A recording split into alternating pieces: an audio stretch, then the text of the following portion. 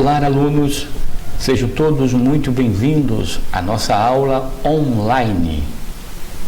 Iniciaremos a nossa aula de hoje de língua portuguesa falando da importância de ler para escrever bem.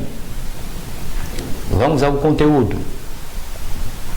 A importância de ler para escrever bem.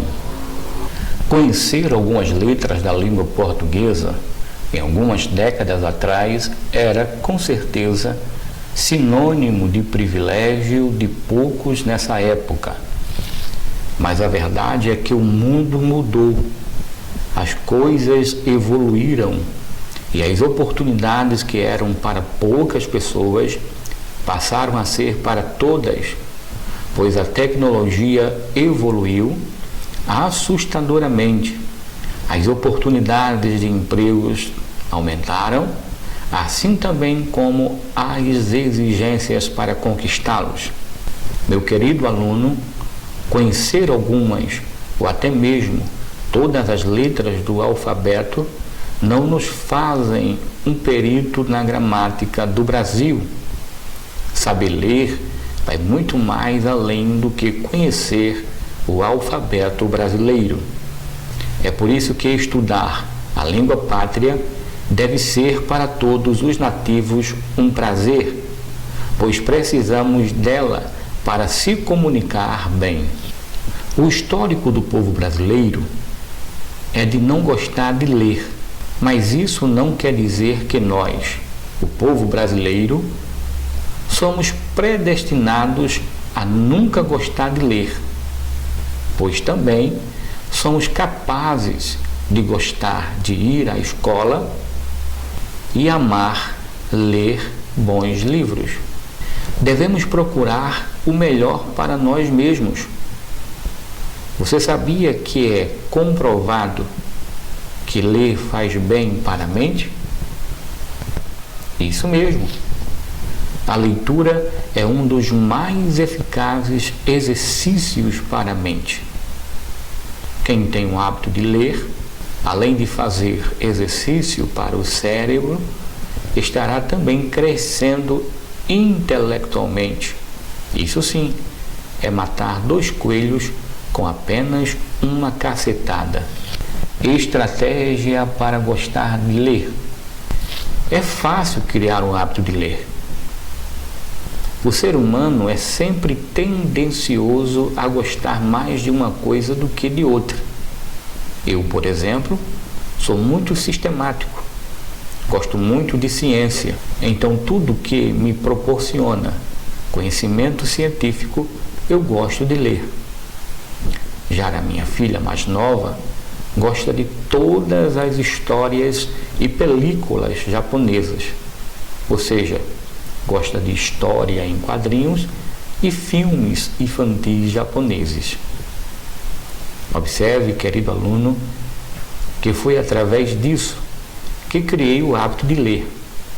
Se a pessoa ler o que gosta, naturalmente, é incentivado a continuar lendo bons livros. Quem ler, escreve e fala bem. Nós temos 2 tipos de linguagem. A linguagem formal, conhecida como a língua culta, e a linguagem informal, conhecida como linguagem coloquial. A diferença desses 2 tipos de linguagem está exatamente na maneira de falar. Na linguagem coloquial, o indivíduo fala da maneira que bem entende, pois o mais importante é saber que interlocutor, aquele que recebe a palavra, está entendendo a mensagem do locutor, ou seja, daquele que está falando. Já na linguagem formal, o indivíduo é obrigado a falar e escrever de acordo com as regras gramaticais. Nas conversas entre amigos e familiares, utilizamos a linguagem informal. Mas diante de uma reunião de pais e professores, ou ainda diante de quaisquer autoridades ou pessoas desconhecidas, usamos a linguagem culta.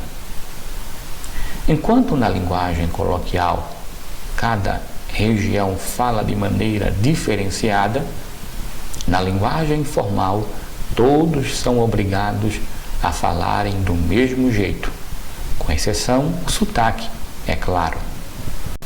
O motivo da maioria dos livros serem escritos na linguagem formal leva o indivíduo a se aproximar mais e mais da linguagem formal.